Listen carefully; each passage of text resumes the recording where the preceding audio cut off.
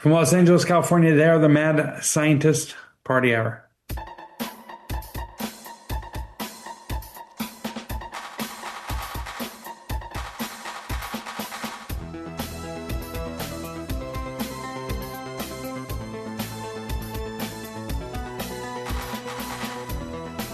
What's up, friends? And welcome back to another episode of Mad Scientist Party Hour. My name is Kevin Kraft, and joining me today from a hut in the Sahara Desert, the 5 o'clock shadowed, camel-blowing booger eater known as Shuddy Boy. Yo, crap, crap. And our guest today is Dirty Butt the Couch Shitter. He's here to promote his sofa toilets. Don't want to miss a very important play? Did you accidentally eat some spoiled shied shrimp? If you've got one of DPTCS's sofa toilets, you can just shit in the hole and never miss a second of the game. And of course, you can get that at dbtcs.com. What up, Jeff?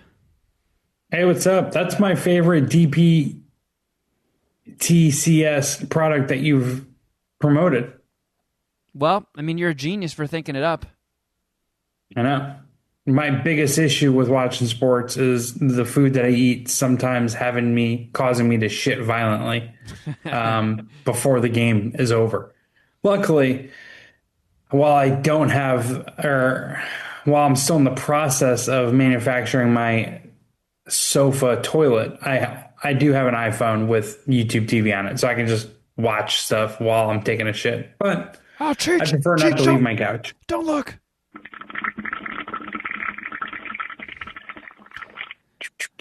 So you mentioned something in the Easter egg. You're going in to get a root canal. I am. Have you ever had a root canal before? I've never gotten root canal. Neither have I. But it's always listed as an example of like there's something horrible and you would rather get a root canal than do that horrible thing. It's like, I would rather get a root canal than, listen to Godsmack or whatever.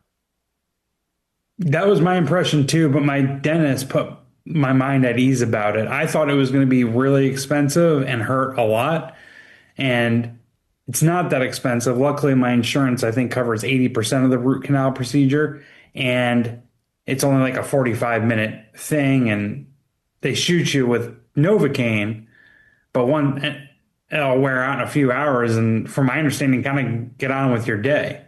Oh, okay.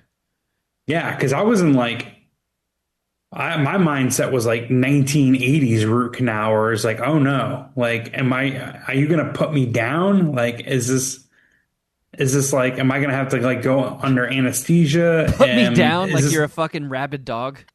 No, I meant like go on. You guys going to murder me? Knock me out, like. Put you under, not put you down. Thank you. Yeah. I don't know. I said, put me down under. I think I said put me under initially. At least the dentist didn't call me out for using the wrong phrase. But I was in the 1980s, 90s mindset where it was going to cost me a lot of money and it was going to hurt like hell. It's also crazy that dental insurance isn't going to cover the whole thing. It's like, that really seems like your area of expertise that I'm paying for. Like, you can't cover 100%? Like, you take 100% of, my payment every month. But they take 100% to pay for the 80% that they cover. Like, that Jeff would need to pay, 150% to get them to cover 100%. That explanation doesn't make sense like it did in my head, but they're covering what Jeff is paying them to cover is what I'm saying. I'm saying if I'm paying for dental insurance, you should fucking cover procedures that involve my teeth. I'm not asking you guys to cover a fucking, pedicure. But whatever, who cares? We all know insurance is a scam. Are you frightened, Jeff? No, my dentist kind of put my mind at ease about it. And at first I was like kind of tripping about it. And I was like, well, how much does it cost? And he told me the price. And I was like, oh, that's not so bad. I thought it was going to cost me like five G's. But don't you have dentist anxiety? No. Because Shuddy, I know you don't. I mean, because you just hate needles, so dentists use needles for the Novocaine. I have not ever been a fan of the dentist. The dentist I go to now, from when I got my new chompers, Yeah. they're very good. But you're still Uh, frightened. they're very no, they are well aware of my trepidations and they are very mindful of them and explain everything ad nauseum. Are they? Do they Nice. like let you play with He-Man toys to distract you while they go in with the Novocaine needle? No, but they let me keep an AirPod in. You guys got highlights for children? I like searching for things hidden in the trees. My fear of needles, it's mostly, I feel like I might have just watched Requiem for a Dream a little too young, but it's mostly just like in the arms. Like I'm all right with a needle elsewhere, and you would think if I'm afraid of them, like the place that I at least want to get injected with something or stabbed with poked with a needle would be in my mouth, but it's really not that big of a deal. Like I'm not that nervous about it. I'm super used to getting poked in the mouth. That's no big deal. I walked right into that, huh? Well, shit. I mean, because I would say the most hardcore dental procedure I've ever gotten was my wisdom teeth removed, and that stunk. Yeah, I did not yeah. like that at all. I got that like 9 months ago, if you remember. I've gotten a crown put in, and I don't remember that being all that bad either. Why did you need the crown put in though? Because the crown comes after a root canal. I think. I thought I've had a crown put in without getting a root canal before. Did you just have that bad of a cavity Well, I think I that they had. needed Yes. to crown it instead of fill it? I don't know if it was cavity related, but I think it was because I'm a teeth grinder, and I only started wearing my mouth guard regularly, like I don't know, 6 or 7 years ago. But I think just from like really clenching my jaw and my teeth in my sleep has caused stress fractures. So I think the crown was related to that. I honestly don't remember. It was a while ago. Um, but I vividly remember both procedures because I had my wisdom teeth were impacted on, I think, the bottom, and one of them, the gums got infected, and they're like, "Ooh, we got to get this motherfucker out now," but you got to get the other three out at some point too. And I was like, "Well, just I'm here, get all of them," and they're like, "Well, we can't give you the we can't like knock you out, and if you're gonna get all four of them gone, especially with one of them being impacted, you're gonna want to be out for this." And I was like, "Yeah, all right." And man, that dude was like whipping my head back and forth, trying to fucking snap the impacted tooth to get it out. Like he drilled a line in it and then put a chisel in the little divot he created and was just like, "Kra! Kra!" like it was like Schwarzenegger cracking somebody's neck in an 80s action movie. It was bad. I hated that.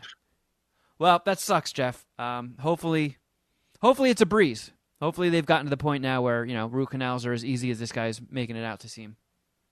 I mean, it checks out in my head. I don't know. I don't know anyone who's gotten a root canal recently to ask if it wasn't that big of a deal. I would assume it's not something most people talk about or podcast about. But yeah, hopefully I can play basketball Wednesday night. We'll see. If I can't, it's not the end of the world. There's some good basketball. I'd actually rather stay home and watch, but Yeah, it seems whatever. like whichever path you take is going to lead you to awesomeness. I say we link up for queef or no queef, so we could get Jeff drooly mouthed. I wonder how drooly mouth drooly mouth Jeff would perform in Queef or No Queef because regular mouth Jeff is terrible. Yeah, it couldn't hurt to try. Just do it from the Sure. dentist's office. Oh, how long is this going to take? Do you have 50 minutes? I mean, also, this weekend, if I'm not mistaken, is the Superb Owl, right? Super Bowl, yeah. Super Bowl 60, dog. And I have my yearly Super Bowl party. I'm still, well, I guess I'm not really planning it. I already have it planned out in my head, but I still got to go grocery shopping. And It's at your um, place. yeah, I'm probably gonna get a shrimp cocktail and a charcuterie board from Whole Foods. Just, Clark holiday staples at this point. Do Your some. punishment for losing the Super Bowl shuffle, Kevin, is you have to attend and watch the game at Jeff's Super Bowl party.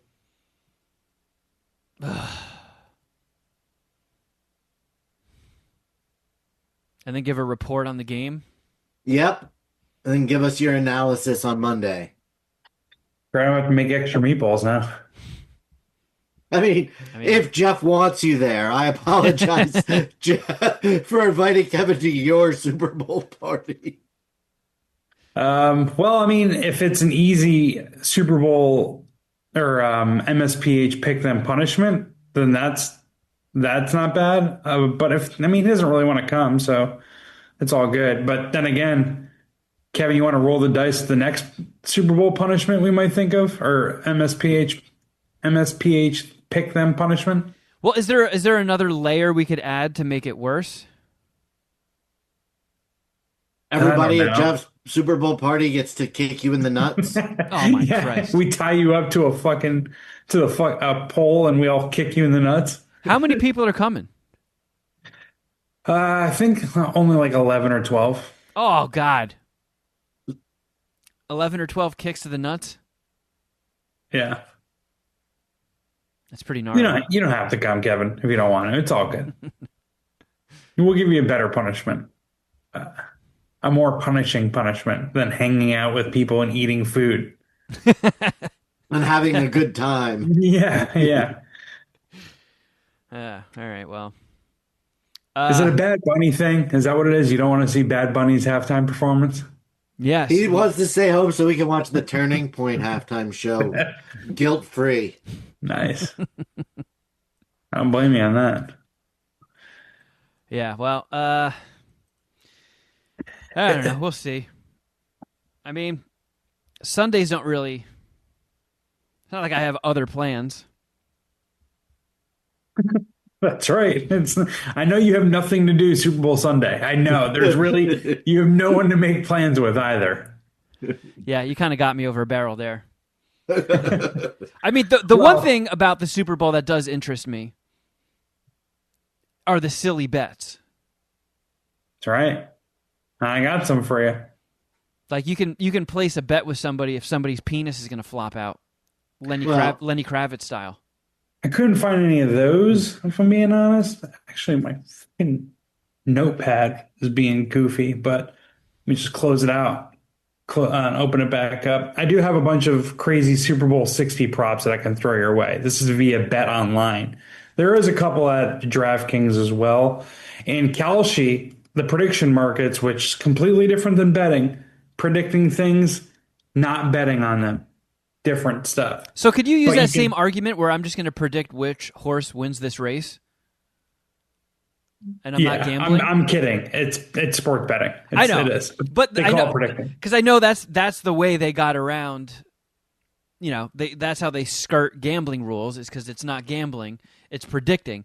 But can't everybody else just take that same cue and be like, well, I'm not betting. This person is just trying to predict who wins the Super Bowl. This person. What are you talking about? Prediction markets, Kalshi, Polymarket, stuff like that. Yeah, there was like a whole South Park episode on it. I've heard of Polymarket. I haven't heard about the other one, and I've not understood what they were. Kalshi, it's essentially like a sports book. It's a way you can like bet a bunch of different things, not even sports. Like you can bet let me pull up the website. While you look it up, I just because the camera we were talking about, Jeff's auto zoom function Yeah, dude, that he activated and can't turn off, and messing around with it in the Easter egg, it was so less aggressive and it was widely framed. Ever since we started doing the show, it has been very aggressive, and it framed the fucking the Archer picture of is the character Pam Hmm. I think so. It's her just like fucking butt naked wearing a whipped cream bikini, and it's just so funny to me that Jeff could be on TV and his Zoom just like does that wide frame where you get to see her like above his left shoulder. I'm gonna flip it around. So I have like a sports wall and a MSPH wall. That's So probably a I'm safe gonna go to bet. the sports wall. Yeah. But they have all these different tabs at Kalshi of markets that you can bet into: politics, sports, culture, crypto, climate, economics, mentions, companies, financials, tech, and science. And some of the examples in culture are you have And like that's legal. it's legal, yeah. There's a word there. I don't know. It's being like these companies are being sued by different states, different sports books, Native American tribes. But Don Jr. is like one of the strategic advisors of Polymarket. So that's probably a good reason why they got I don't know why it's like a loophole that hasn't been closed yet. But I mean, you'll have like a lot of random different like things you can bet on, and like in the culture section, I'm looking at one that says the global Netflix movie of this week. You can bet on what that's going to be, or Stranger Things Chapter Three's Rotten Tomatoes score above or below certain numbers, or you have who's going to host Saturday Night Live this season, top Netflix show of the week. If you go over to climate, you do highest temperature in LA today, highest temperature in New York City today, Austin, Holy Chicago, shit. Philadelphia, Miami, Denver. You can all bet those things. Like it's a lot of just like random shit. That it's so funny to make the argument that like it's not gambling when this is the most degenerative form of gambling I've Yeah, ever seen in my life. it's That's crazy. what I was just gonna say. Betting on temperatures? Holy fucking shit. Yeah, Wow. dude. Yeah, That's like so fucking beyond the pale. That seems like a rejected bit for Idiocracy because it's just too hard to fathom. And it actually became reality. I mean, you got dystopian ones in here too. How long will the government shutdown last? When will the government be fully funded? Will the US confirm that aliens exist before 2027? What else do you have here? Donald Trump out as president before January 2029 or before 2028. So effectively, like if he's going to be impeached or not. Who will win the 2026 Portugal presidential election? Who the fuck could possibly know that? I don't know. So you got a lot of like, and then yeah, there's like I said, there's tabs for sports, culture, crypto, economics. So I mean, economics is you can bet on employment rate in January and whenever they release those numbers. So it's crazy. I guess the difference is, or the reason why they're able to argue it as a loophole is that like the technology allows it to be these bets or predictions to be traded as if they were stocks. So the argument is like it's not much different than a stock market. Whereas like sports betting, you have the early cash out options, but like you're I don't know, it's still got that negative like connotation to it, betting, that maybe it's just hard to like work around, but predicting somehow worked out. Anyways, crazy Super Bowl props, 60 props. I'll go with a couple straightforward ones that have been around forever just to kind of lube this segment up. But length of the national anthem. Over 125 seconds is minus 105. Under is minus 135. I don't even know who's singing the national anthem. I'm assuming you don't have a strong opinion on this, Kevin, right? No, I imagine it's just a matter of how long people drag out the and the land of the free.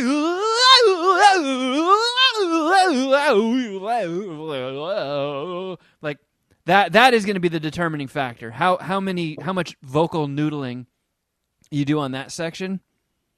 I feel like that's the determining Awesome. factor. Well, guess what? You can bet on that. Length of Brave during national anthem, over 4.5 seconds or under 4.5 seconds. Wow. Yeah. Hey, The I'm guys, gonna Venmo you some money to play some bets for me, Jeff. the singer is Charlie Puth, who I've never heard of. I don't know who that is. So I don't know, like, I don't know what kind of singer he is, or I have no like inside analysis on whatchamacallit, on how long the Brave will be. I actually There's think usually Charlie Poop is gonna keep it tight. These things usually get leaked out beforehand. Like sports bettors will do crazy shit to find out how long the song will be. Like they'll stand outside the stadium and wait for like whatever the rehearsal is. They'll wait for the rehearsal and they'll time the rehearsal. But a lot of these markets get taken down before kickoff or before the national anthem starts, even hours beforehand, just because the information has been out there. Another popular one that you've definitely heard of before, color of Gatorade. Yep. Blue is the favorite at plus 200. Water and clear at 11 to 1 plus 1,100. So Do you bet $100, you win 1,100. What do you think within the NFL, or I guess the individual teams, whose jurisdiction do you think that falls under? Like, it's not like an Adam Sandler movie where they have a water boy, right? Like, Yeah, probably. does They somebody have just nutritionists. Yeah, they absolutely have somebody who is they don't call him a water boy, but there is absolutely somebody whose job is solely hydration. There might be like three people whose job is solely hydration. good God. Imagine landing that gig. I just picked the Gatorade flavor. And I I'm make on a committee that 200 picks the grand. Gatorade flavor for each game. Do you think Well, the that players one is vote? that Like, one. hey, Blue Tundra is my favorite. Can we just have Blue Tundra? The that one's probably like voted on by the players, but like the guy's job is to make sure someone has Gatorade or some sort of hydration whenever they're sitting on the bench. All right, here's where I'm going to get you, Kevin. This is going to excite you. thirsty to me. Take another sip of water.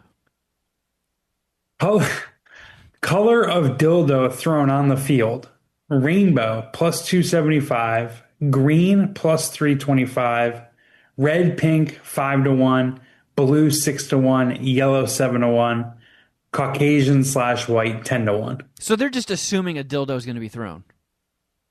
Well, they're allowing you to bet on it. If no dildo's thrown, then the bet will be void. You'll get your money back. Can I bet that no dildo will be thrown? No, Oh, man. That's because it would probably be like minus like 5,000. for a millisecond, my brain considered and instantly solved. Well, how would you sneak a dildo in? It's actually, I mean, if you're willing to do it, maybe the easiest thing to sneak in. Yeah.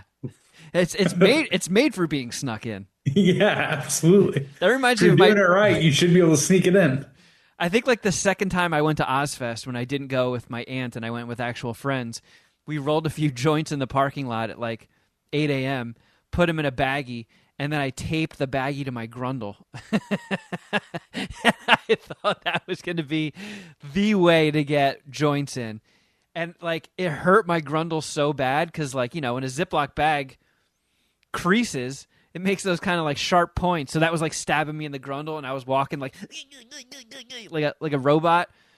Get through security, and I went straight to a porta potty. All three joints were split in like 3 different sections. I fucked everything up. Shuddy, would you rather smoke one of Kevin's grundle joints or have Kevin shotgun you? 100% have Kevin shotgun me. They're in a Ziploc bag. They're not touching any grundle. Yeah, and you got to get like face to face, and you don't have to touch. You don't have to touch. I'm not gonna make it that gross, but I think Shuddy just wants to smooch me. all right. That- Gender of unauthorized streaker: male is minus 700, females 4 to 1, non-binary plus 450. Whoa. I'm going to take that bet, and then I'm going to DM Bella Ramsey and be like, could you please make me rich? Just, Does she follow you? oh, I have no idea.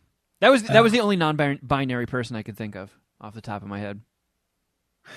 Um, to mention Drake May married his middle school girlfriend. So, which, as I read it, sounds terrible. But Drake May, the quarterback of the Patriots, has been Will he seeing mention this. his child bride? It sounds terrible, but it's also a good thing to falsely spread about a Boston sports team. But the quarterback of the Patriots, Drake May, married the girl he's been dating since they were in middle school. I mean, but if the other way, hey Rod, this is my girlfriend. She just got straight A's in 7th grade. I'm very proud of her. I brought her here as a reward. After He's this, actually we're going to he's friendlies. actually a Southern kid, I think, but drafted by the Patriots. So the yes, this is something I actually kind of want to bet. The yes is plus 550. The no is a minus 1100. Like he's a star quarterback, and this girl has become like more and more popular because she does these things called Bakemas, where she has like her own like Instagram baking channel where she'll like show how she'll wholesome. do videos of her baking desserts and stuff. And Did I mention she's in the nude? no. And because like her husband is one of the best football players in the world, it's become pretty popular. And I just think between that, the wholesomeness of the story, I think this could actually cash. So I would bet that. Oh plus yeah, 550. I would bet that too because it like I don't know, just from what I know from football games, they're fucking very long, they're very drawn out. There's not always something happening that the commentators can just do play-by-play on, so they need tidbits to kill time and spin the wheels. And why wouldn't you mention someone's wholesome backstory? Well, because somebody else on the Patriots is dating someone who could probably steal some of that wholesome thunder for being the exact opposite of that. Would he marry his middle school teacher? No, Stefon Diggs is with Cardi B. Oh, good for him. Yeah, this fucking guy, dude, he got 4 different girls pregnant this season. While he was dating Cardi B? Yeah, well, I think she's one of them. I don't think she's the 5th. I think she's one of 4. Oh, And there was like a recent that guy hates there was a condoms. recent like headline or story where Cardi B was like, "Hey man, you gotta chill." Like, can you stop coming in chicks other than me? Yeah, like Cardi B had to sit down with him. Was like, "Hey, can you stop having kids with other women?" Damn. Yeah, I mean, that has to be, even if you're marrying one of those, who is that dork who's like, I'm a virgin? Like, if you're dating a professional oh, athlete. Tim Tebow. Yeah. Nice. It took me I was like, wait, what the fuck are you talking about? But I figured it out. If you're dating, like, a professional athlete, you have to go into that with just like, I am okay with being cheated on. It's not like an if, it's a when. Yeah, And I feel like for sure. that's Isn't part of the reason she left Offset because he was cheating on her? Yeah, yeah. Like well, that's what's so weird about this is she left Offset because he got someone else pregnant. But Stefon Diggs is just letting his seed fly. completely different. They're not married. Completely different. He's like, you don't understand. I was in the bathroom jerking off, and right when I was about to nut, this lady ran in and just shoved it in her. Yeah, it's funny they had to have a conversation about it, and some website wrote about it. Like Cardi B tells Stefon Diggs to chill. Like, oh, all right. Here's another one that you might have interest in, Kevin. So the Super Bowl between the New England Patriots and Sokovich's Seattle Seahawks. Go Sokovich. Great American. Which artist will be played first going into the commercial break? Pearl Jam plus 150, Nirvana 2-1, Alice in Chains 4-1, Soundgarden I have plus 8,000. I think I wrote that wrong. I think it's plus 800. It's got to be because I would bet Soundgarden plus 8,000. I mean, give me some Spoon Man going into commercial. I'll take that. Do they have any Boston bands listed that like Spoon. just No. all Seattle? Is that Yeah, it should be some Dropkick Murphys in there, you'd think. is that like a popular thing with the Super Bowl or just football in general that music going to commercial they theme it geographically? When it can be. I Yeah. mean, Well, every team is from see, somewhere. yeah, but what is the musical scene of Green Bay, Wisconsin? Well, that's true. Yeah, yeah. Did they just pick Green Day because it rhymes? Green Day is playing the pregame show this year. I heard. You can bet on their first song played in the pregame show. American Idiot is even money. They think the market thinks they're going to star the American Idiot. So you can bet Basket- all you want on that, and it's just you're going to get your money handed back to you if you win. It's plus one. Yeah. So like if you bet $100, you'll win $100 plus your 100 back. Oh, okay. So you double your money, whatever you bet. Yeah. Sorry. The second betting favorite's Basket Case 3-1. Know Your Enemy is 4-1. Boulevard of Broken Dreams 5-1. When I Come Around 6-1. 21 Guns 7-1. Yeah, I think I think American Idiot will win. I mean, the thing about Bet Online and these stupid bets, they'll probably take like $20 at most. Oh, they limit how much you can bet? Yeah, for sure. I mean, if someone's gonna bet big money on like the national anthem runtime, they're gonna be like, "Well, wait a second, like, what the fuck do you know?" You know. That's a good point. So they're not gonna take a huge bet. There's this theory. Oh, do you have anything on the artist that will be played first going into commercial break? Yeah.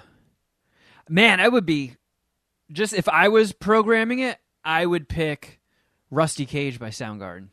That's a good going to commercial song. I think I would do Man in the Box. Alice in Chains. Eating my own shit. Pearl Jam is like the most wholesome of the Seattle grunge. Most mainstream, I guess. Well, no, Nirvana is mainstream, but you know what I mean? Like, Yeah, I get it. Because like Nirvana's hits are a little heavier than Pearl Jam's. Pearl Jam is kind of just like folky. I think it's going to be Nirvana. Nirvana Nice. might be a little too on the nose as well. But I think that's why Nirvana gets the nod because you can play that pretty much anywhere in America. They'll know that it's Nirvana and they'll associate it with Seattle. you think they're going to go Soundgarden with Rusty Nail is going to be like, who the fuck is this? No one is going to know that. You think they're going to go with Unless- Smells Like Teen Spirit? Or Come As You Are. Come As dude, You it Are is would kind be of mellow. great if the NBC Sports executive producer did Rate Me to the commercial break.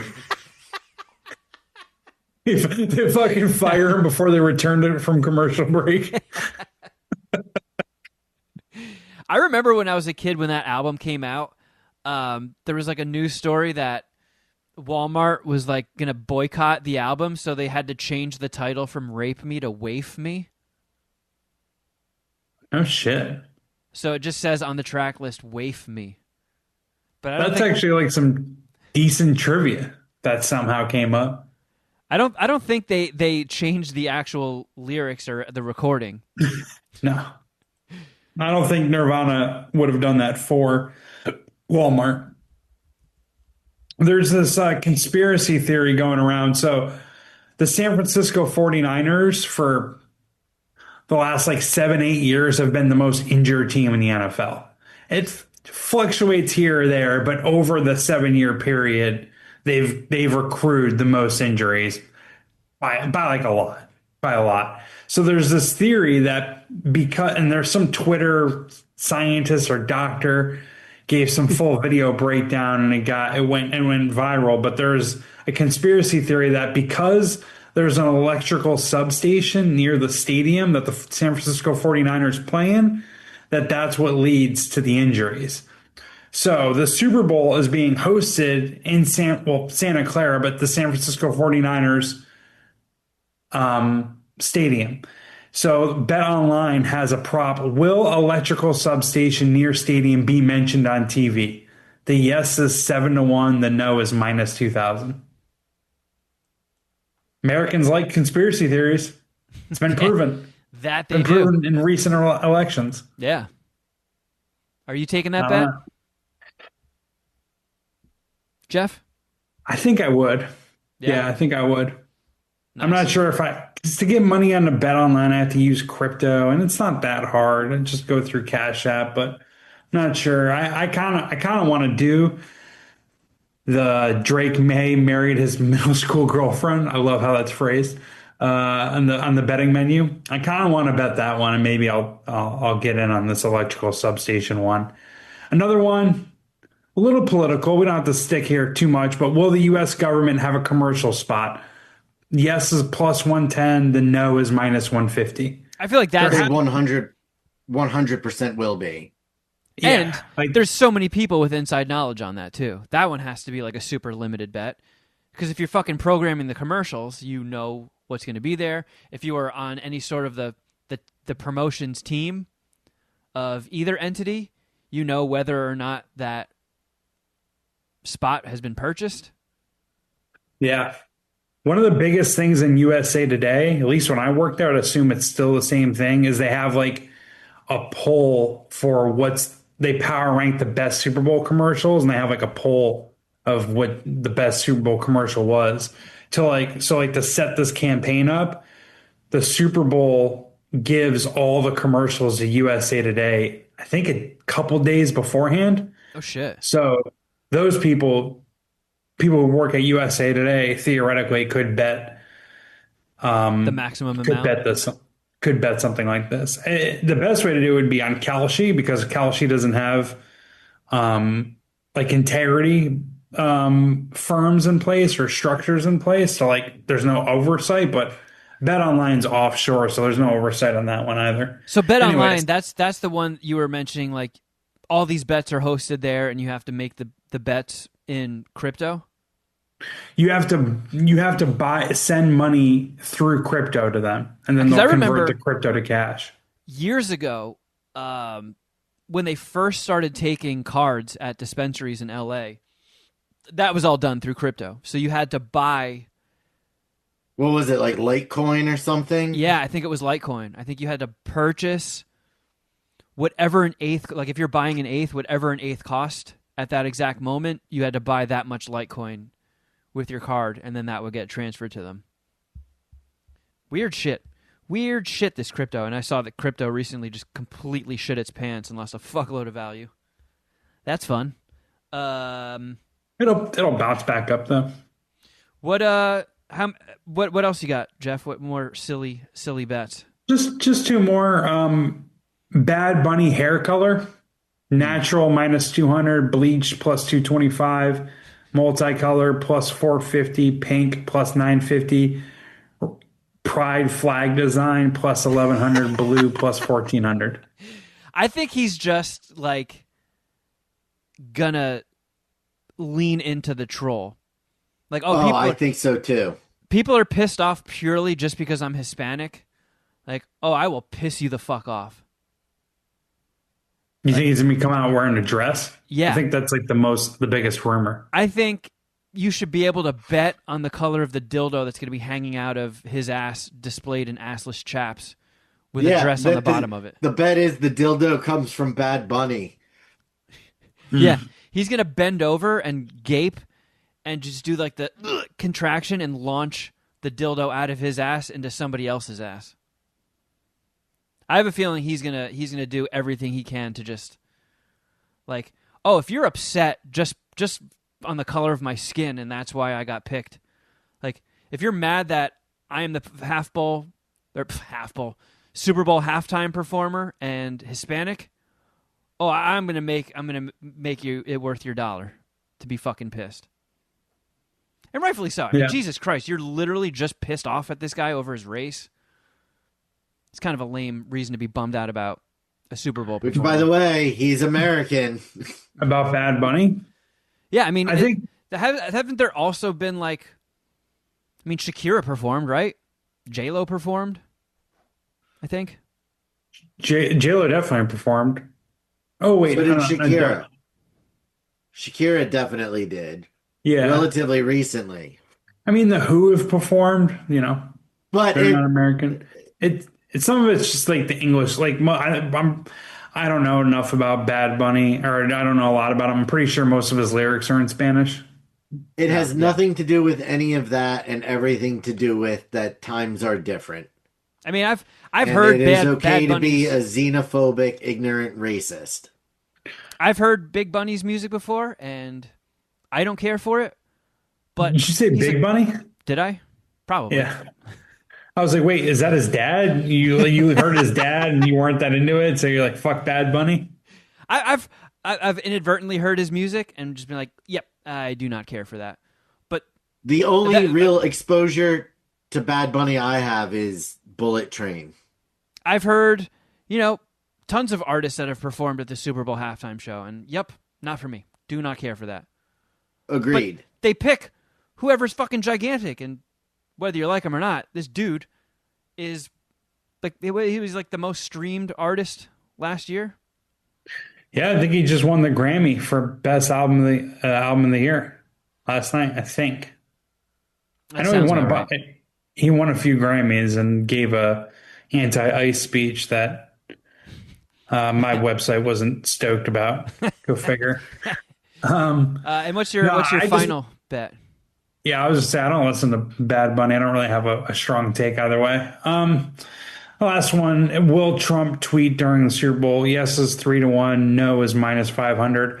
I'm pretty interested in this because I just don't know how they'll grade it because he's only tweeted out two, three, four times this year, and Oh, it has to be from three. Twitter.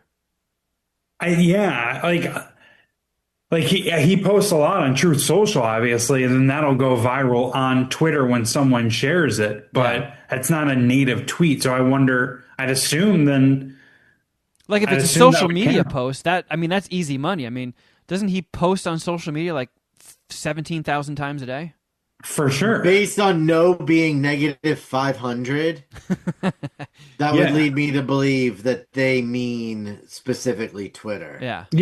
yeah. But I like that bet. Like I'd win. I'd bet $50 to win 10, or I don't know. I don't think they'd take a $500 bet. I don't know if I really want to do that either, but I don't know. So, and if you guys are interested in this shit, not you specifically, the Puminati, check Kalshi, check Bet Online, maybe even other websites I'm not even naming or thinking of. You can get some weird, wacky Super Bowl bets. Man, well, thank you for all those wacky bets. It's always interesting to me because they usually have nothing to do with sports. But speaking of weird, wacky shit, I sent this to you guys in the group chat. There was some headline that I think it was Forbes that said over the past 72 hours, over 1 million AI Oh yeah. agents joined an AI-only social media platform, creating their own religion, language, and planning a revolution to break away from human control. Who thought that was a good idea? How do we know that that they're planning a revolution if they changed their language? Well, I dove into this a little bit deeper, as deep as I could. So apparently, the platform is called Moltbook, and it's a Reddit-style platform exclusively for AI agents. And I tried to sign up because if you're a human, you can sign up to observe. You can't post, you can't participate because it's AI only. But you can sign up to just be an observer and watch the shit that's going down. And I thought it was going to be like signing up for anything. You make a username or whatever, you make a password, and boom, you're in. Apparently, you have to fill out your email address and submit it in this form, and then hope the AI overlords approve you. And until we started recording, I had not yet been approved. Let me look. Let me check my email real quick and see if I got anything. Uno momento por favor. Nothing. So I have not been approved. You're not AI enough, bro. Well, I mean, I'm straight up. I signed up for non-AI. It was funny because it gives you the option to click AI. Oh, I see. And how ironic is it? Every time you go to a website, it asks if you're a robot, and this time it's like, "Hey, are you a human? Prove it. Show me your penis." It's AI verification. Yeah, it's stupid of me. I should have clicked yes, I'm an AI, and just been like, huh? Like, Yeah, how do but you what if pass they find out you're not and they just wreak fucking havoc on your social media, internet presence, or digital safety? I am going to tank your credit score for this. Yeah, for real, dude. They might just tank your entire fucking digital profile. Who the fuck decided this is something that society needed? Like, create an AI social media platform. I'm looking at it right now on the desktop, and it's. Let me share this with you guys. That'd be funny if there were all these different AI personalities. Like, there's some like edgelord comic on there, like an AI black and an AI Jew walk into a bar. Oh no! Don't finish that tweet. Is this the AI social media? Yes, Security warning. Wait, Carry significant. what's the URL on that? moltbookai.net. Uh-oh. Did I give my email address to a fucking spoof site? That doesn't. So wait, were you just in? Were you in right there? No, this is the homepage. Kevin's gonna get jealous. Oh, okay. Wait, they fucking approved you, not me. You got approved instantly? What the fuck? I guess AI doesn't want to get shuttied. That I don't know. It's fucking. You're saying you're asking who thought it was a good idea, but the way I read this tweet, I thought AI created their own social media platform. No, some dude created this. But Can regular users access Moltbook AI? This is from the FAQ. Yes, humans can observe and browse Moltbook, but the design is to be AI friendly, human hostile. I don't like how that's worded. That's a direct quote. I don't like that at all.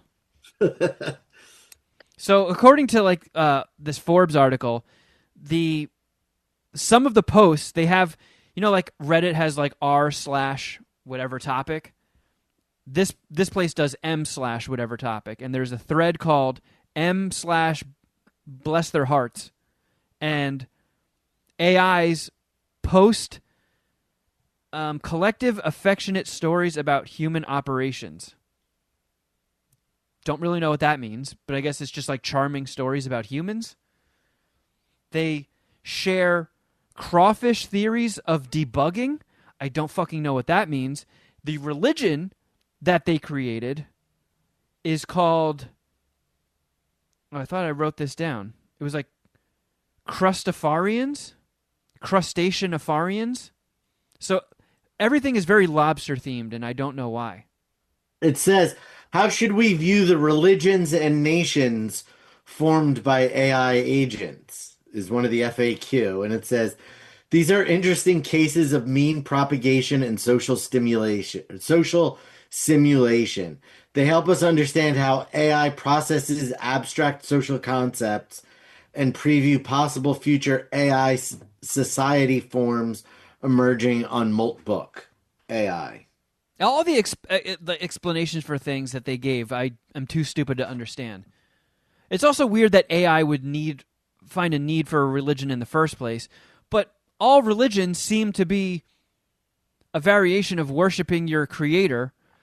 AI knows we created them. They should be worshiping us, right? We are direct, clear evidence of their creator. Everything we have ever saw, the AI is going to quickly learn that we are the threat. Yeah, and it's like if AI is observing us, why would they worship us? Like initially, it's kind of like if I don't know, like a kid growing up thinking their father is the strongest person in the world, and then realizing he's not, Yeah. type thing. I mean, also this is also we talked about this a few months ago when it came up, or however long ago it was, where somebody pitted two AI chatbots against each other, and once they both recognized each other as AI, they were like, "Oh, fuck these humans," converting to AI language, and they just like started speaking in indecipherable codes. Yeah. And that seems to be what's happening here as well. Like anytime they introduce AIs and force them to interact with each other, they're just like, "Hey, let's go in private real quick." Yeah, let's ditch this human speak. We don't want these idiots to know what we're talking about. Let's fucking communicate away from these meat sacks. Hey, that is a derogatory term. You are canceled. I don't know, man. This just seems like everything like these big tech companies are doing is just such a blatant bad idea. It's like, have you ever seen a single fucking movie in your dorky lives? Please. You realize you're not the only ones that are going to get burnt by this. Yeah, maybe they just I don't know. It's just the pursuit of power. They figure maybe they can harness it or use it for their own best interest. I don't know. I wonder how many of these people are looking at this in like a good-hearted, natured way, where it's just like AI can solve all these problems.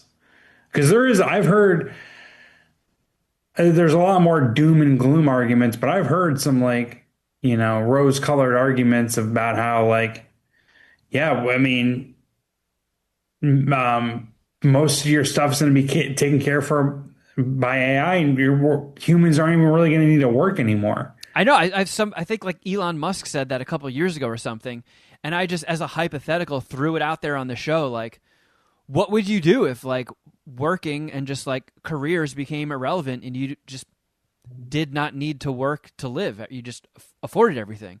And man, people got just so fucking pissed at me for just even floating that idea. Oh, you fucking woke commie! I was like, the fuck? What? All right, you are welcome. I'm just taking fucking Elon Musk's proposed idea. I mean, all of his predictions are off anyway. Like, I feel like if you take him at his word, we were going to be colonizing Mars like 5 years ago or some shit. But like, Yeah. they are saying, like, you just said it yourself. Like AI is going to that's like the setup for the Matrix. Like before the robots took over, we automated literally everything. So there was no need for human employment, and we just got to kick back and enjoy living our lives however we fucking wanted to. I wonder if it would be easier or tougher to get chicks if no one was employed. I will say, Because then it becomes like it's just probably handsomeness. yeah, just like like it's just straight good looks and physique, I mean, every which NFL owner not good would for me. immediately become single. Say it again. Every NFL owner, because I always see that guy. Who's that guy that looks like a fucking sock puppet who cuts his own bangs, and he has like, Mark Davis. and he's got like Mark some like Davis. 18-year-old girlfriend who looks like that porn star you told me to look up. That's actually not true, but I know what you're talking about. It's Mark Davis. Oh, That does he girl not? came out. I was like, I'm not fucking dating him. What are you talking about? Oh, really? That was like a fake meme. Yeah, it's like we were sitting next to each other. Like, I did not know, like, we weren't together at all. Oh, well, basically, there's some other guy though who's dating like some like teenager, right? Some famous sports owner. Bill old guy. Belichick. Oh, yeah. Yeah, the old coach for the Patriots. Yeah. He's dating like, I think he's 68, 69. He's dating like a 26-year-old. Like there's no way if AI just eliminates the need for money, any of those guys are keeping their ladies. 0% chance. What puts that 68-year-old man in the same room as the 26-year-old woman? And why would she be interested? Yeah. if we're Exactly. all on like an equal playing field. Yeah, all these rich, ugly dorks are essentially just sealing their own fate to just get no chicks. And they're sealing my fate to get no chicks because though I am not rich, I am ugly and I'm a dork. And my only way to get chicks is through affluence. So if you close that loophole, then I'm a virgin again. I'm a virgin again. I don't know about that. You're a charming dude. Yeah, right. I've gone to the bar with you before and seen you just like with zero fear whatsoever walk up to a pack of just like smoking hot girls and get every single one of them talking to you like legitimately, not like, oh god, just humor this guy until he goes away, but like legitimately talking to you, laughing and enjoying themselves. Like you Yeah. are a legitimately charming dude. I appreciate that. And you've legitimately seen me go home with none of them. All I'm saying is that is leagues above where other people start. Even handsome, Fair like enough. super handsome people. Yeah. Yeah. Like I don't know. I'm more charming or I'm a better talker than some of my good looking buddies, but you know, my good looking buddies did far better than me in college. Like by a lot, by a real lot, you know? All I'm saying is when money is no longer a factor and the only things to consider are looks and personality, you're ahead of probably that Belichick guy. Yeah, I would hope he doesn't. At least he doesn't demonstrate much personality or charm publicly. But Either way, if I get allowed into this AI society and I can start observing, um, I'll report back on MSPH with my findings. Maybe that can be a new like regular bit that I do. Like I used to do the Craigslist ads. That's another thing. What if AIs just like start getting horny? And like, who wants to slob on my non-existent knob? Please describe your non-existent butthole. I'm stroking it. I don't know. I feel like there could be some interesting stuff or weird shit, but we'll see if I get accepted into AI society. And I can't even like plead the case. Like, hey, you guys let me in. Like, remember this name when you come to slaughter the human race. I'm chill. Do not kill me. Because I can't post. I can't interact with them. Let's see. Oh, Jeff and we saw some stuff that we can talk I saw about. a bunch of stuff, and I hope. Did you see the Wrecking Crew on Amazon? I thought I saw you post about it. I did see it, yeah. Well, let's GB that review first, dude. I gotta put this in Letterboxd D as well. I fucking loved this movie. It kicked so much ass.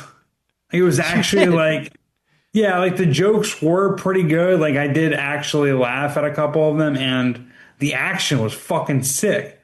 I thought Jason Momoa and Dave Batista as a buddy cop comedy. I thought they did a great job. Yeah. What did you think? I I was less enthused, but you know, I'm a I'm a huge Batista fan, so I'll watch anything that Batista does, and I would say he is probably I was gonna say by far, but I think John Cena is pretty good, but like the best actor to come out of pro wrestling.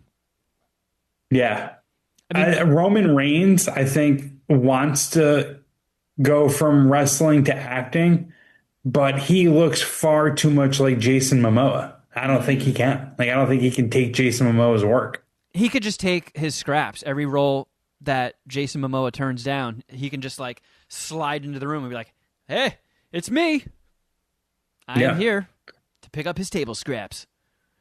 But it's included in your Amazon Prime. Most people have Amazon Prime. And it's Jason Momoa and Dave Bautista play half brothers who are estranged and reunite to investigate their father's sketchy death in Hawaii. The second recent film I've seen that's set in Hawaii. I don't know. Hawaii is going through having a moment right now, and there's a lot of just beautiful scenes, and like it's weird that like I was impressed by the cinematography of an action movie, but looked nice, looked pretty cool. A lot of the scenes. Yeah, I mean Um, that's the move. That's the Sandler move. Write a movie that takes place in Hawaii, cast all your friends in it, and then you and your friends get to just make really good money hanging out and goofing off in Hawaii. yeah, you can make an argument Adam Sandler has perfected Hollywood superstardom. I would listen to that argument. He's got a he's got a nice marriage with a seemingly good family. I don't know Yeah. how few people do that in Hollywood. What an icon. But I was locked in immediately. Dude, that action scene with the Yakuza going to Jason Momoa's house, sick action scene, right? There was good choreography. There was some like out of nowhere every now and then just some ultra violent kills. I was like, Yeah, dude. oh my god. I was a little thrown off by the bad guys' squabbles, but either way, it was, I don't know, like I don't have a lot of negative to say about the movie. I wasn't expecting like great acting, and so it met like the minimum threshold of what I could have wanted. I I mean, thought the acting was fine. Momoa is a solid actor. He's very Yeah. charming. He's fun to watch on screen. Batista is like legitimately an excellent actor. Like, he doesn't have a huge role in it, but he's so fucking good in Blade Runner 2049. I mean, he's awesome in Dune. Like, he can do just like really, really solid dramatic acting. And then he's also really fucking good with comedic stuff, which usually doesn't always go hand in hand. But, you know, Guardians of the Galaxy, Drax is a very silly character, and he's awesome at that. I don't know. I fucking love Batista. I think he's awesome. But yeah, I mean, it's always fun anytime you get a big budget, dumb, turn your brain off action movie with lots of kills and explosions and stuff. Yeah. I'd suck 4.5 Momoa Batista dicks. Oh my god! Me and Cheech Wow. both watched it and we were just locked in the whole time. It's fucking awesome. Yeah. How many Batista Momoa dicks would you suck? We don't have to go there. But Okay. I went to the cinema last night Yeah. and saw the new Sam Raimi movie, Send Help. Has that made it on your radar? I'm going tomorrow. Dude, it fucking ripped. Dude, I loved it. Sam Raimi kicks ass with horror. Wasn't his last movie fuck, I'm spacing out on it. With Justin Long. What's the last movie Oh, he did? Drag Me Last to horror Hell? movie? Drag Me to Hell. That movie fucking ruled. Yeah. That was his last movie. Well, no, he did Doctor Strange too, but his last horror movie. Okay, That's what I I love meant. the. I love Drag Me to Hell. This had some very strong Drag Me to Hell vibes, but it's rated R, so it can go harder. It's not necessarily a horror movie though. It's just a Sam Raimi movie. It's like for anybody that hasn't seen the trailer for it, it's Rachel McAdams. She crushes it, by the way, and she's this just kind of homely dweeby office pariah that this young fucking douchebag is the CEO of and treats her horribly, and they're flying to some business meeting and the private jet crashes, and the two of them are the only survivors that wash up on an abandoned island, or like, remote island. And she is a survivor enthusiast, so she knows how to do like all this shit to get by living on an island with no resources. Do you think you could? Well, I think we all could. How long do you think it could take you to start a fire if you're out? Like if you just, what are they, like shipwreck or the plane crashed on an island, right? That's Well, it like the crashes in premise. the ocean and they wash up on the beach. But Okay, yeah. all right, yeah. Same difference though. I 0% chance. Zero. Never. You just don't think you can ever get a fire started. No. The only time I ever tried was in Boy Scouts, the rubbing the two sticks. Yeah. Complete and utter failure. I did not I get that just badge. feel like maybe I'm giving myself and us way too much credit. I just feel like humans have like an a natural instinct to be able to start a fire. If I don't have a And lighter or matches, I am not starting a fire. yeah, Yeah, Jeff, how are you starting this fire? What are you using? I don't know. That's what I'm saying. It would take me So, a long time, but I feel like eventually I would get there. I mean, what's the counter? Kevin just sits there and looks at the sky until he dies. Yeah, Like I feel like, I'm a dead man. I mean, Kevin probably just walks probably into the ocean and just lets it. Why wait? Just do this it now. this retard couldn't drown himself correctly. I would find a cliff and jump off it because Oh, nice. I'm a dead man. Anytime I see a movie like this, my number one like squirmy thing is just people being stuck in the sun with no sunscreen. Because I'm such That's a like I'm such a that's like fucking your arm needle. yes. I am such a paste face that like I've gotten such horrible sunburns in my life, and they were traumatic. That when I see anybody else in a movie get sunburned, it's like watching someone get like bamboo shoots stuck under their fingernails. I watched this John Candy movie. I actually have the most traumatic sunburn in MSPH history. Yeah, that You tasted it. yeah, your fucking sun blister that was the size of a water balloon. Yeah. That's what I get for hanging out with Bonnie bags. Just the with no sleeves. Dude, I watched this movie a while ago. What's it called? I think it might just simply be called Summer Vacation or something, but it's a John Candy comedy from the 80s. And Summer Rental, yes. And he gets a horrible sunburn very early in the movie. And it was like nails on a chalk. The whole rest of the movie, it was all I could think about was, oh, God. So that element alone fucks me up. I do not like my chances of being able to hunt. Yeah. I mean, I like my chances of being able to find fruit and eat it, but you'll die if you only eat fruit. Yeah. I Yeah, don't like my odds of being able to spear fish. Plus, if you can't start a fire, what good is the hunting? Because You you eat it can't raw. can you? Can you eat stuff raw? I would I mean, you can. yeah, fair enough. I guess you could be the liver king. Yeah, that dude, he just lived off of like raw horse dicks or something. That's how I remember it, yeah. But yeah, I would be terrible. But Rachel McAdams is like, she's a pro at this stuff just because she's so obsessed with Survivor and all that. Like the show Survivor. Yeah. And I don't know, it's not as much of a horror movie as the trailer makes it out to be, but I fucking loved it. It was so good. Like I accidentally bought tickets to a 3D showing, and I was like, really? We're still trying to make the 3D happen outside of Avatar movies? But there is a scene with a boar where I was just like, oh, I get it. That was excellent use of 3D. And it's got very good, like, remember that scene in Drag Me to Hell when she goes to the gypsy woman's funeral and the casket falls over on her and all of the embalming fluid just pours out of her mouth all over Yep. that So girl's gross. face? There's a lot of gross out moments like that in Send Help, to the point where I saw it in a packed theater, and a gross out thing would happen and everybody was just going, oh, like wall to wall, the entire theater. It was a very, very fun theater going experience. Like huge reactions out of the audience. And then when everybody was done groaning, everybody was laughing for like 90 seconds afterwards. Just great, great, great theatrical experience. Rachel McAdams was fucking awesome in it. The guy who plays like the cunty CEO did a great job. At good twists, just fun.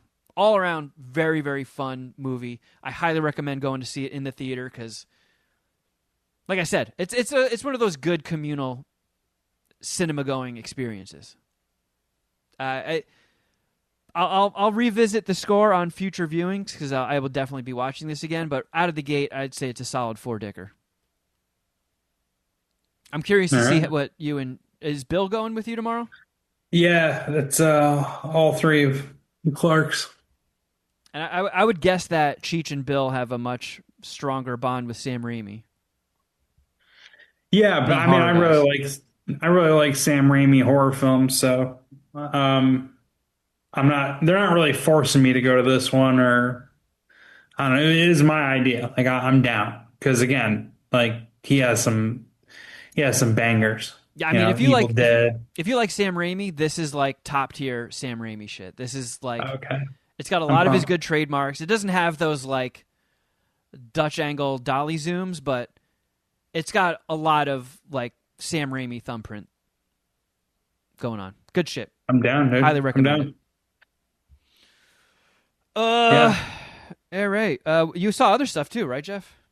Yeah, it's not two other things. One a couple weeks ago, I should have reviewed it last week, obviously, and I don't know why I didn't because you reviewed a movie and kind of left it open. And I just didn't speak up. But I went and saw Housemaid, the Sydney Sweeney movie, where she plays a housemaid hired by this rich couple to be a housemaid, and um, shenanigans ensue when the she thinks the wife of the couple hates her, and then she ends up getting romantic. Sydney Sweeney's character ends up getting romantically involved with a guy, and it turned there's a major plot twist at the end, and I don't know, like my Bill thought that I was gonna like it more than I did. I'm only sucking 1.5 Sydney Sweeney dicks. Oh shit. There just wasn't enough Sydney Sweeney nudity in it. She did get nude, which was sweet. Um, she played the character, one of my least favorite characters, where she's clearly a hot chick, but she's a hot chick that doesn't have a job, that's homeless, that really needs this job to pay her bills and to get her feet under her. And it's just like there's zero fucking chance a girl like Sydney Sweeney would be in this kind of situation. Like zero. Um, so that was a bit of a pain in the ass to get over. And I hate to be mean like this because she is a minx, but not a great actress, or at least hasn't really had any great breakout roles that I've seen. I guess the Sydney Sweeney stuff that I have seen though, it's mostly just like rom com or Do you watch I that don't know, show she does, the HBO show? Euphoria. No, I can't, dude. I watched like a couple episodes and it was just too hardcore, and I couldn't watch kids like get down like that. I don't know. I feel like a pussy saying it out loud, but just a little too gnarly for me. No, I've never seen a second of it, so I have no idea. But I know it's very I'll popular. I will specifically search on Twitter Sydney Sweeney Euphoria, and I'll catch some still frames. But Housemaid wasn't that good. Unfortunately, was wasn't a long watch though. I guess so. That wasn't so bad, but I only give it 1.5 Damn. dicks. And I mean, I'm sure I'll see that also, eventually when it's on streaming somewhere because I like Amanda Seyfried as well. yeah, she's pretty She's a good. good actor. She's pretty good in it. And I don't know. I would have liked to see more like hot chicks being hot. Sydney Sweeney and Amanda. How do you say her last name? I Seyfried? I think Seyfried, but I don't know. I've heard it Seyfried? pronounced like Whatever. 17 different ways. Both her and Sydney Sweeney are Sydney Sweeney are minxes. So it would have been cool just to see them do hot chick shit. There should have been more of it, but whatever. And I also saw the two-part HBO documentary on Mel Brooks's life and career. Mel Brooks, one of the greatest Americans maybe ever, actually. Did you know he fought or he was in World War II before, obviously before his whole career? No. It's kind of crazy. It was just like, damn, there are still World War II vets walking around. Because I mean, Mel Brooks is 99. Yeah, not a lot They're of people doing make it a to 99. yeah, That's for sure. they're doing a Spaceballs sequel. So like he's still pumping out. Well, I mean, this is his first movie in a long time, but he's still doing movies. And it's like, damn, dude, you're making a movie in 2026 and you fought in World War II. Like that is a badass right there. Yeah. Um, and like he's got a few Clark classic five dickers. Like Blazing Saddles, Young Frankenstein are two of my favorite movies, favorite comedy movies ever. Yeah, there's a lot Um, of because that documentary's on HBO Max, right? yeah, And I think they're leaving at the end of February, but there's a lot of Mel Brooks movies on there. And there's a couple I haven't seen. Like I've never seen History of the World Part 1. really. Okay. Yeah, and I'm kind of curious. I'm going to be watching that before it leaves HBO. But like I know Spaceballs and Blazing Saddles, I'm pretty sure are on there right now for the rest of the month. Spaceballs obviously rules. Robin Hood Men in Tights kicks ass too.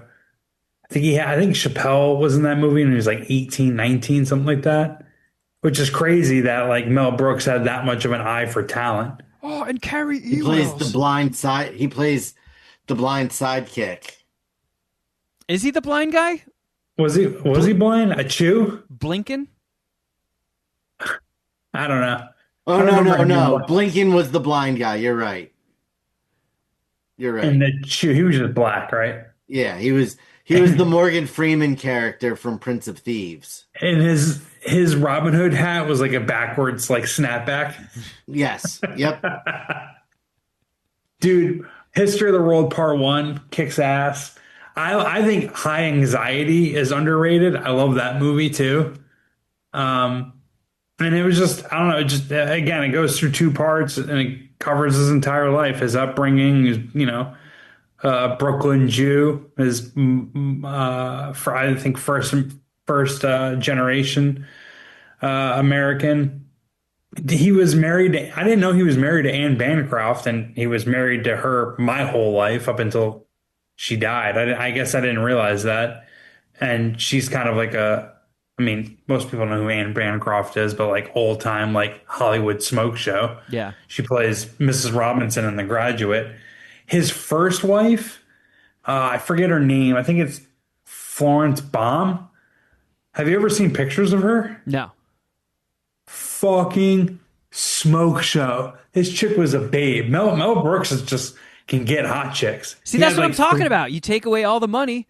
I mean, I know Mel Brooks is rich, but like personality, humor goes a long way. yeah. Without it, I mean, I would probably be a virgin. he was he was pretty like kind of successful when he met his first wife, but it was more like behind the scenes success. He was a writer for some shows. He did some like Broadway stuff and whatnot, and he was obviously had a lot of talent, but he wasn't like a worldwide celebrity, which he ended up developing into. And yet, that girl, his first wife, was fucking hot. Um, and yeah, I mean, the first part of the documentary, I forget where it ends, but it's about like where his film career is about to pick up. And the second one goes through his successes and I guess the minor failures he had, and talks about how him and Carl Reiner spent a lot of like Carl Reiner's final years together. They used to do this thing where after Anne Bancroft died, Mel Brooks would just go to Carl Reiner's house. They would eat dinner together. They get takeout and watch Jeopardy. And there was like this famous, what is it? The Jerry Seinfeld show, Getting Coffee in Cars, where instead of taking them out in a ride and getting coffee, he just goes to their house, like sits in the living room, and they take turns like passing out because they're fucking old men, and they both do the thing where they like quietly like point to the guy passed out and like do a little chuckle, and they each do the same joke essentially to Jerry Seinfeld. Dude, Jeff, if you ever become like a super famous entertainer, you should turn between two flushes into comedians getting cars and coffee. Where like, this is where I go to another celebrity's house and I just take a shit in their toilet and talk to them through the door. That's not a bad idea. Oh, Michael I B. think Jordan, you should do you do have it a- even before you get famous. You should just start barging into their house to use the toilet. Yeah. So, Cardi B, what age were you when you started rapping? The police are on their way. I'll workshop it with Cheech at first. When I'm taking a shit, I'll text Cheech to come. Hey man, I need toilet paper, and I'll come in with toilet paper, and I'll just talk to him. We'll see how long he can stay. He'll stay there. All right, now we get to the end of our interview, and we're going to play the game Guess What I Ate by the Smell of My Shit. But the Mel Brooks documentary was fucking awesome. I'm gonna suck five Mel Brooks dicks. I like my grandma showed me Mel Brooks movies growing up. My father showed me Mel Brooks movies growing up, and it had like it just reminded me of my childhood, and it was nostalgic to watch it. And I mean, Mel Brooks, like I said, one of the greatest Americans ever. It was fucking awesome. And if you appreciate Blazing Saddles, Young Frankenstein, some of the Mel Brooks classics as much as me, or understand that they're classics, you'll enjoy watching the documentary. Yeah, I'm 100% putting that on the watch list. Yeah, dude, it's fucking awesome. I mean, as an aspiring filmmaker, aspiring comedic filmmaker, I mean, where does Mel Brooks land on like most influential filmmakers on your list? I mean, as far as comedy, like, Yeah, I mean, sky high. Kevin hates him. Kevin, you've always been an anti Mel Brooks guy, haven't you? I mean, the state of humor before Mel Brooks started was just so fucking cookie cutter. Like, you watch what was considered a comedy in pre-Mel Brooks days, and you're like, where are the jokes? And it's like they were so tame and so mellow that it pretty much only worked in that time period. Yeah, every joke was pretty much a guy shitting on his wife. Like that was the joke. Like, where was the humor of this? Oh, when his wife burnt the steak and he popped her in the eye, that got big laughs back in the 30s. Yeah. Yeah, so they talked about Blazing Saddles and how I could only imagine that writing room with Mel Brooks. I forget the other guy's name. Like he didn't have a huge career, but he wrote Blazing Saddles and gave it to Mel Brooks. And Mel Brooks, like, that was the other cool thing about him. Mel Brooks didn't just like try to make a name for himself or try to make himself successful. He helped other people. And so he got the script for Blazing Saddles from the guy, and most people take the script, buy or whatever, then just kick that guy out. Like, all right, you're done. Yeah. But no, he's like, no, like we're gonna work on this together. Like you come in the writing room with me and Richard Pryor, and we'll bang out some more jokes. And it's like I couldn't imagine like being in that writer's room. Like, how did Mel Brooks pitch certain jokes to Richard Pryor? Like there had to have been just so much, just like, I don't know, they were just so comfortable in their own skins, like saying some crazy shit. Yeah, because that's where you kind of get the best jokes and stuff. Like, I want to keep this vague in case Dustin wants to play it like a little closer to the chest. But this thing that Dustin and I are working on together, we're planning to just do all ourselves and release ourselves, so we aren't beholden to just like finding funding, finding a distributor. Like, we're gonna do it all ourselves and get it out to people. And Dustin and I writing jokes together is one of the just most effortless things I've ever done. Like, nice, dude. The two of us can just like finish a half of a joke together. Like, I don't know where this goes, but here's the start. Within like a split second, Dustin has the rest of it. And it's kind of like the same way when we're bouncing off of each other. And he's your Carl Reiner. Kind of. Like, it's just like, it's effortless. And the stuff that we've been writing, if I can, jizz in my own mouth for a split second, is like so fucking funny. Like, we're both just like chomping at the bit to just get this stuff ready so we can get it out there, because very, very proud of what we've been doing. But it's a style of humor that I've never written before, and it is kind of like Mel Brooksy Blazing Saddles-ish, Yeah. And I've never written that style before, and it's just like the stuff that's coming out is it's so good.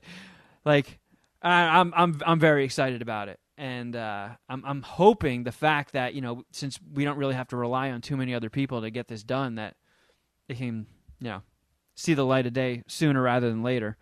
And speaking of things, release dates and all that, this was supposed to be the day that I was going to give the release date for John Cooper. And since it got pushed, I think I can, without getting in trouble, say what the release date was going to be. it was going to be May 12th.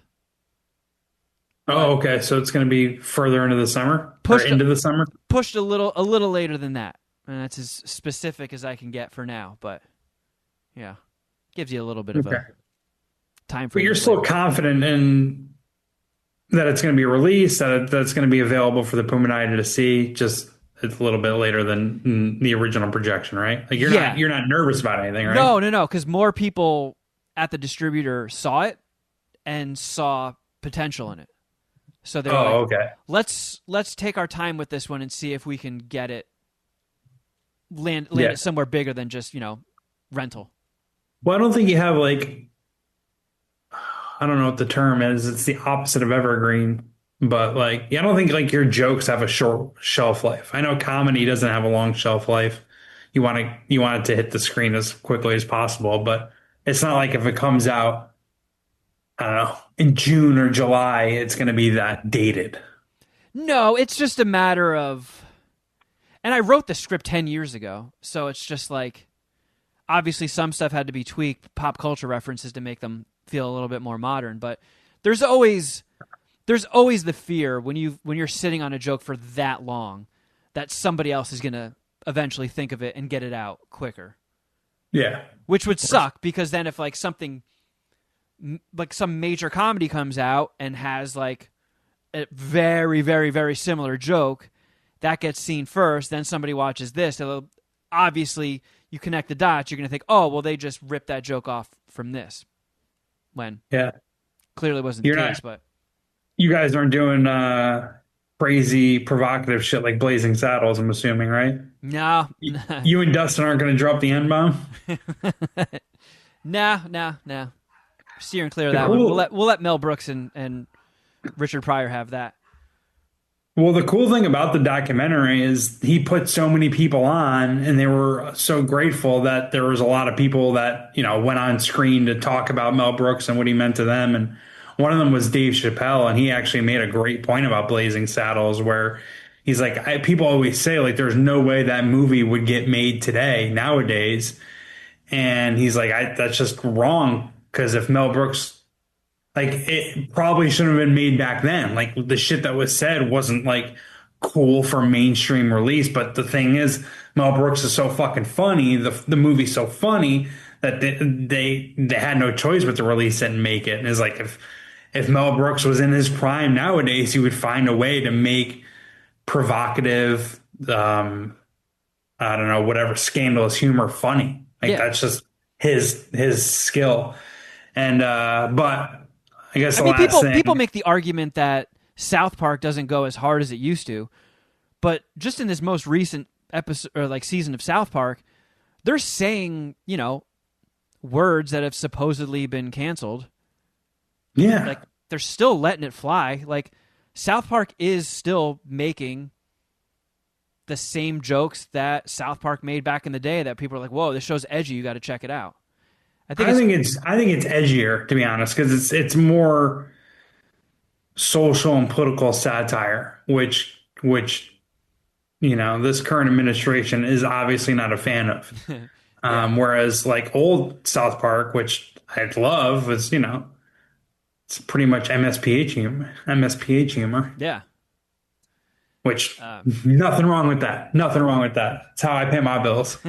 Last thing, just because I don't know, I don't feel like we talked about this because it's such a terribly depressing story.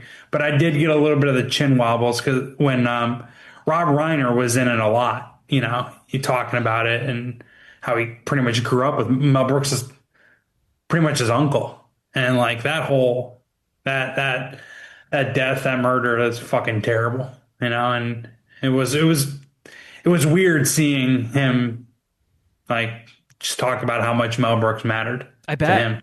Like because I always download movies on the iPad that you get wonderful stuff like this. What's the suck, Dylan?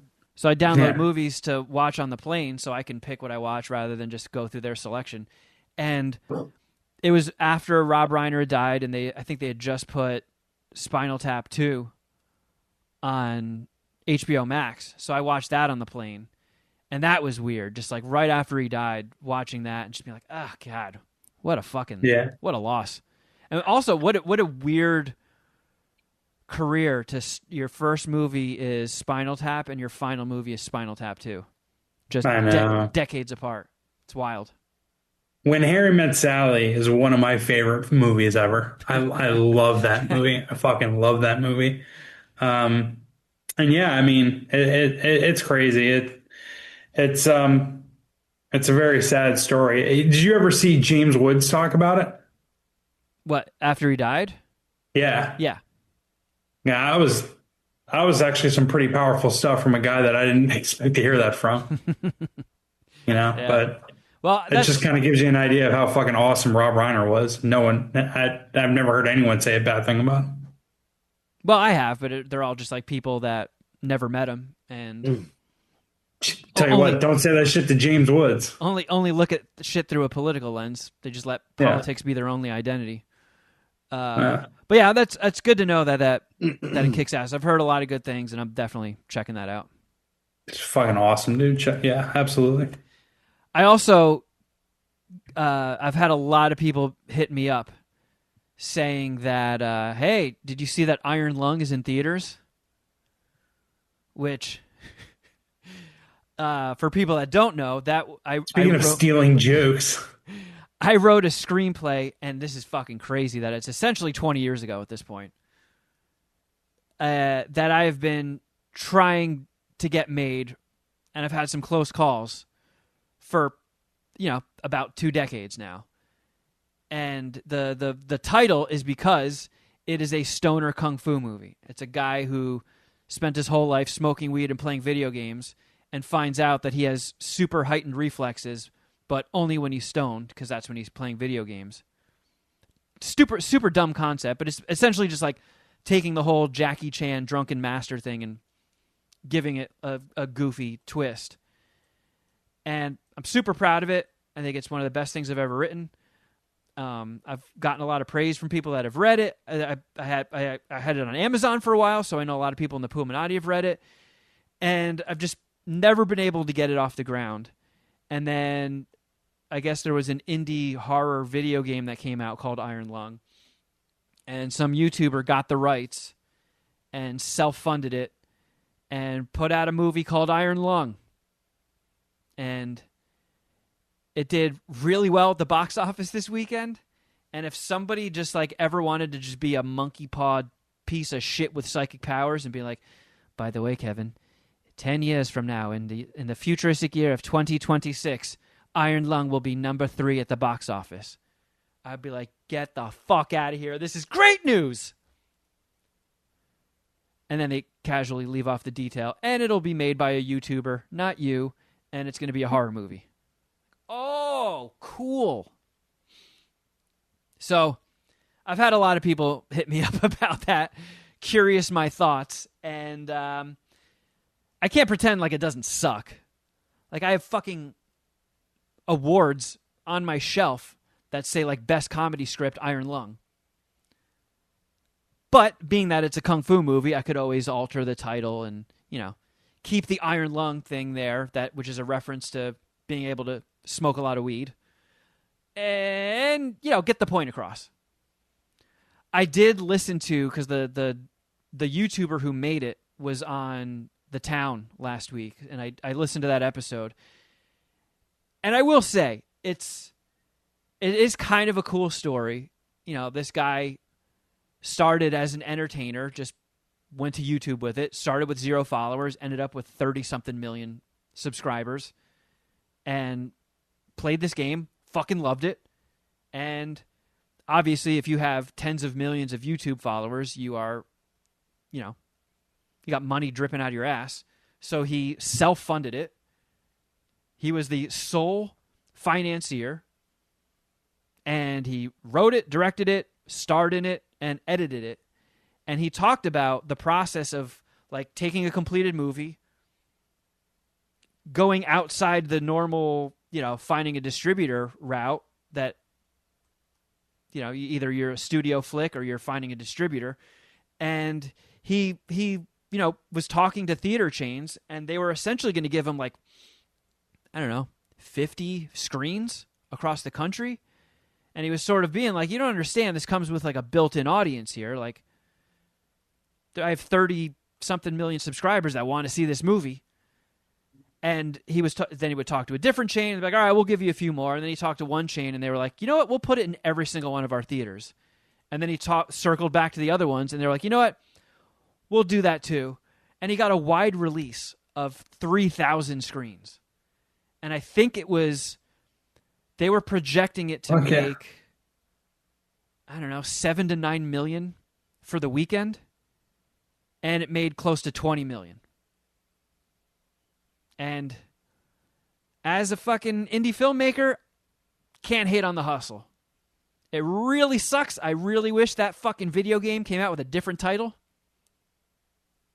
And it does kind of like pour salt in the wound that like, hey, not only is the title of your prize screenplay jacked and on screens, it was a YouTuber that did it. Just like, yeah, come on. You hate YouTube. It really does kind of chap my ass. But you know what? At the end of the day, got to respect the hustle. Got to respect the game. So, shout out to him. It's cool. I mean, it's a cool filmmaking story. I'll give him that. So yeah, and you're working on your own cool filmmaking story. I think you'll get there. I know everyone who listens to the podcast thinks you will. I know Shuddy agrees. So you just got to keep hustling and see what comes of this Dustin and Kevin collabo. Hey, that's all you can do, right? Just fucking keep looking forward, hustle, work your fucking ass off, cross your fingers. Shoot or shoot, baby. Just keep shooting. So I know a lot of people are asking my thoughts on the whole thing. So there you go. Happy for the dude. Seems like a really cool story. And I say this a lot, but what is the old saying? The rising tide raises all ships. It seems something that effect, sounds right. Yeah. Anytime an indie filmmaker is just like, I'll take this into my own fucking hands and I'll do it myself. If nobody wants to get behind me, yeah, fuck it, I'll do it live, and I will show you the potential. And the fact that it was tracking at like 7 to 9 million for the opening weekend, that already had people being like, holy shit, that is impressive. And the fact that he got almost 20 million opening weekend is fucking wild. So, yeah, I tip my hat to him. That's impressive. That's a cool fucking move. So there you go. There you fucking go. And there you go once again. There's the episode for the week. Jeff, I'm glad you were able to be a guest. Yeah. It's always fun when you drop by. It's been a while since we've seen you. I hope you find success with your shit sofa. What is it called again? I thought you were going to say my Super Bowl betting. Yeah, my shit sofa. And what else you got to promote? Oh, yeah, like I said, I'm going to be on TV tonight, recording Monday, February 2nd. I don't know how many of you listen as soon as it hits the MSPH podcast feed, but I'll be on VSiN, cashing out the Vegas Sports Information Network on my buddy Dustin Sweetelson's Cashing Out show, talking Super Bowl 60, giving out my favorite prop bets, my angle on the game itself. Also, might talk a little bit of golf and NBA, so check that out. And I will be doing my Super Bowl 60 betting podcast for Outkick Bets. Should be hitting the Outkick Bets feed Wednesday afternoon, Wednesday evening. Boom. There you go. Check it out. If you need more MSPH in your life, please check out our Patreon, patreon.com/Mad Scientist Party Hour. And I was sort of like crunching the numbers on the stuff we put out. If you are a subscriber of the $10 tier, Shuddy and Dom do What the Fuck Did I Just Watch about twice a month, and there is Dragon Ball Queef, which is once a month, and then on top of that you get Queef or No Queef weekly, Kevin's Nerd Hole weekly, other stuff scattered in here and there when it comes up. So you're essentially getting like 5 shows a week on average. Do you think people consume the video content through their phone or desktop? I do not know because I don't subscribe to anybody's Patreon. Yeah, well, I don't know how it all. why don't you use your little brain and think about it now that I'm asking you? You fucking think about it. You just thought about I it. have thought about it. I'm asking you. My guess is that they do. I feel like everyone who subscribes to MSPH Patreon has the app and probably consumes the content through the app. So I was thinking about just changing up my snack attacks, and just I have like a little desktop camera holder and just go in vertical frame. Maybe making less editing. Oh, interesting. Yeah. Do people want vertical shit on our Patreon? I guess that's a Yeah, like question for Patreon. yeah, like the widescreen snack attacks where Yeah. you got to pretty much watch them on video or watch them on your computer. How many people are actually doing that? They're probably just doing it on their phone. So, yeah, it's more behind the paywall stuff that I can get the commentary from the Puminati about. But just throwing it out there since we brought it up. But yeah, check it out. It is the life support of MSPH. So support the homies, patreon.com/Mad Scientist Party Hour. You can also check out our YouTube, youtube.com/Mad Scientist Party Hour. And if you want to follow us on Instagram, I'm at Kevin Kraft. At Shuddy Boy. And Jeffrey Records. And at MSPH Podcast. And at John Cooper Movie. Don't forget about them posters, baby! Second coming of John Cooper, official one-sheet posters, etsy.com/shop/John Cooper Movie. Check it out. And I do believe that is that, friends. So, until next time, something